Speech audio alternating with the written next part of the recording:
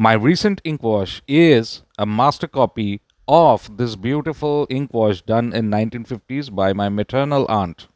I'm gonna start this master copy, but wait, let's talk about the materials. This is a 300 GSM watercolor paper. Brush is pandasart.com. These are known as Colson brushes and synthetic sables. Very good brushes. Now I have clear water to rinse my brushes. Then I have ink mixed into water, then water mixed into ink, and then Camlin's fountain pen ink that is black. I'm keeping my aunt's ink wash as reference here so that you can compare both of them. It's a copy, but not designed to be an exact copy. It's my interpretation of this thing. So my aunt, Arati Dash, and before marriage, Arati Roy was in Calcutta Government Art College in the 1950s, and she was a student of Oriental art, and it deals with Indian art, Chinese art, Japanese art, and other South Asian ways. And here you can see that she is very proficient, and its linear quality is extraordinary because in Asian art line is valued over tone, but this is in a lot of ways closer to Western form as well, because Western art also has produced one of the greatest ink wash drawings. After the initial washes, I'm starting with the lines, but this is a twig of bamboo and I'm going to use it to draw lines. As you will see, this is the best way to draw lines I have found for ink. You might notice some hesitancy in the beginning because although I'm not new to ink wash or ink drawing, but here it's a masterly work and I don't want this to become a bad drawing. And here you can see that I'm being very careful and trying to copy my aunt's lines, but gradually I will realize that why copy her lines and find my own lines, or rather use my lines the way I draw, and that would create a much better authentic representation of a master copy, because I don't really promote exact copies of masters. I want the student to have their own slight variation so that they are not shackled by the reference material. And from here onwards, I would start to do my own things. But the goal would remain to not to make a mess of it. Now she has drawn some vertical lines, and those are very beautifully done. And I have never seen anybody draw vertical lines like that. It's mostly the cross hatching that, or hatching that you would notice. But here I fumbled a little, but then I tried to do my own thing, and but avoided the hatching or cross hatching marks. Now uh, I will start to draw the other mountains and also some dents here and there and foliage, all of these things by the way I interpret it. I look at a mountain and then I draw my own lines, but only thing that I'm being very careful is not to create parallel lines, because that is going to be unnatural in a mountain scenario. I do oil paintings mostly, but this is ink wash, but nature's rules do not change. Now you can see I have gained confidence and my holding pattern has changed, and this is the way I generally hold my twigs, and you can see it's very beautifully now producing lines, and I am not scared anymore to whether I can replicate my aunt's work or not. And generally I use the sides or the back of the nib so that ink is generated consistently rather than getting finished in the first stroke. But here I am not afraid anymore, and you can see that I'm putting all sorts of lines. I'm just using my aunt's drawing as a reference. Now here is something that I'm doing, putting up a little bit more diluted tone. The ink that I'm using is fountain pen ink, so it's going to dilute, and it's not water resistance. I prefer to have waterproof inks, but here this is a fountain pen ink, but it works very nicely, and you might want to buy your own after trying out a few more. Now I'm more or less done with the basic linear patterns, and now gradually we'll be shifting to draw the leaf structures with the pines. Now I'm holding the twig inversely, but it can give me a continuous flow of ink, as you can see. I'm not reloading, but I'm holding the bottle right now so that I can just dip it and draw very quickly. These are just scribbly marks, but keeping uh, the original shapes intact. But the lines are mine, and I think she has also done the same way. Here I'm just looking at her basic shape pattern and following that, but the scribbling ways are mine. I'm not copying the way she had done it, and it may not turn out to be a very good, but it's going to be a good reference for the future ink washes, because I'm going to copy a few more of our works and we'll put them up here on YouTube for your own learning as well, because she was trained from a very esteemed college and at a time when there were great professors there. So, and her quality was best. She was employed in a garment manufacturing company, but later got married and could not pursue art because the times were different from today's.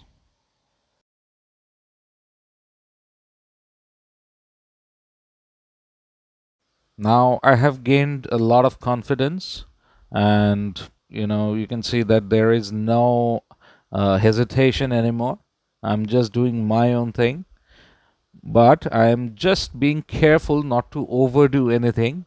And there might be a few situations where I am overdoing a lot. So in the future, you will notice that. But these are all parts of learning, and you know, in the next, you will make sure that you don't repeat those. Here I am at the bottom section, and the lines that she has put are extraordinary. I cannot do that, so I'm just trying to do my own thing.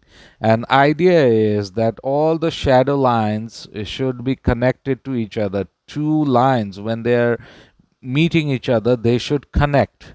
You should not leave them unconnected, because that is what will give the drawing its volume when you're dealing with the lines.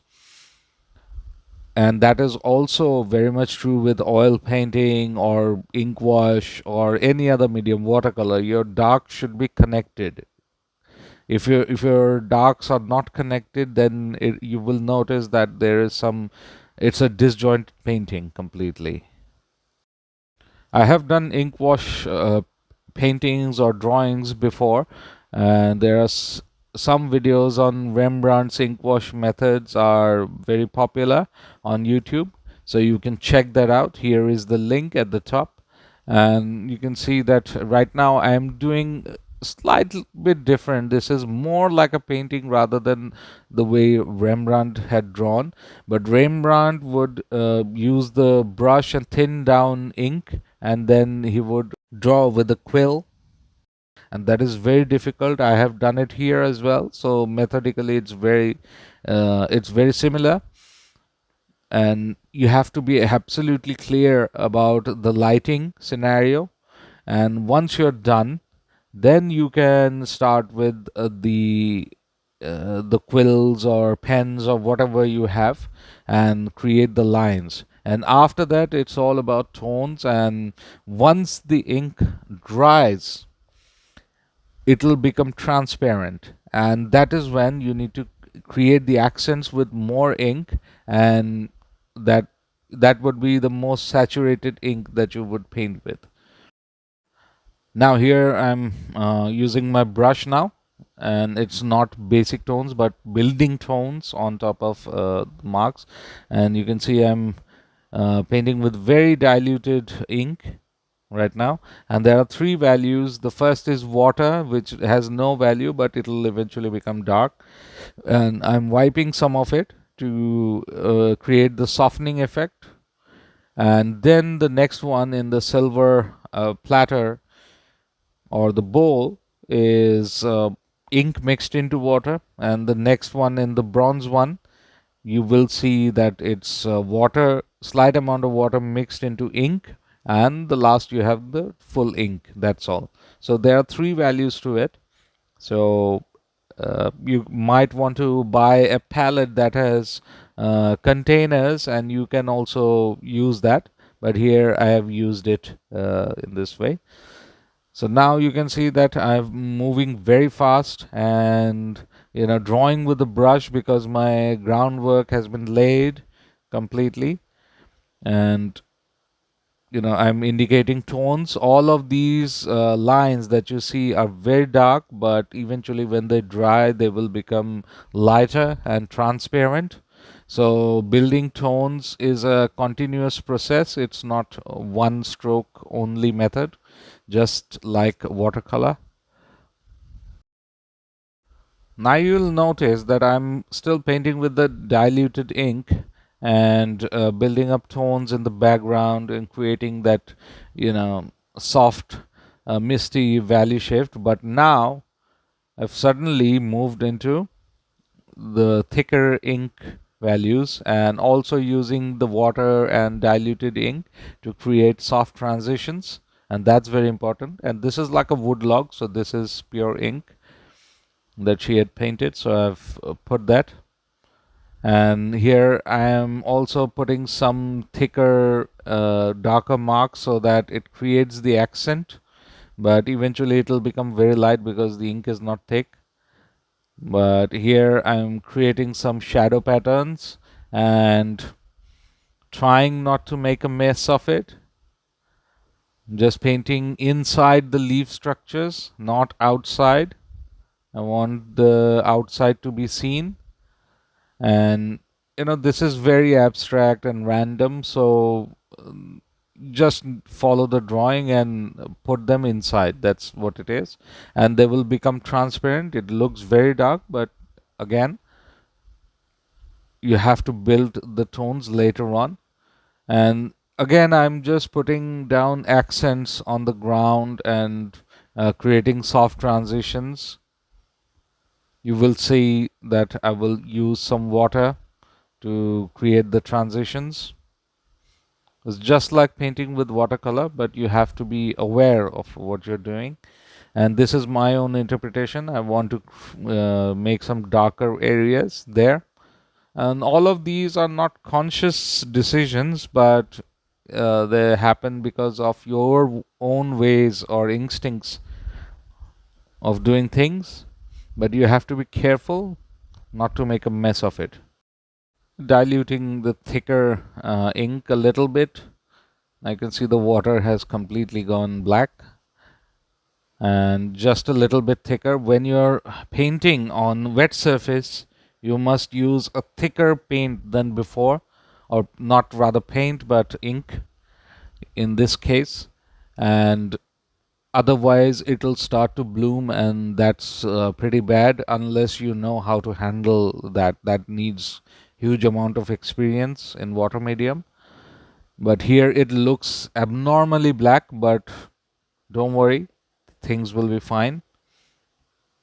Now it looks like very, edgy, but we'll make it soft by using water. And you can see I'm just playing with ink and softening them at the top so that the top part receives maximum amount of light, and this will happen on these sides as well. You can see how many layers of ink that has been put on top of that area. I'm just trying to understand. It's very instinctive right now. I'm wiping, and now I'm using a hair dryer to dry things off very quickly. Otherwise, it'll take an eternity to, dry off, because this is monsoon. And here on top of this thing, drawing again and establishing the, ridges a lot more. Unfortunately, this is a fountain pen ink and it's not that black. So it's better to draw with waterproof drawing inks like age old India ink or waterproof inks, shellac based inks, and you can use those. And they generally have pigments, so they will become very dark, and they're, you know, a millennia tested, maybe, if not more. Here you can see I'm also painting with the twig, and this is something that I learned from another ink, master. He was copying Rembrandt's, and I gained a lot of knowledge from his video. But here I'm using the twig to put some paint-like structures, abstract, and it's just pure ink. This tree doesn't have any tones except for the scribbly lines, but just painting the middle with the brush a little bit and just adjusting here and there so that it has a connection with other shapes.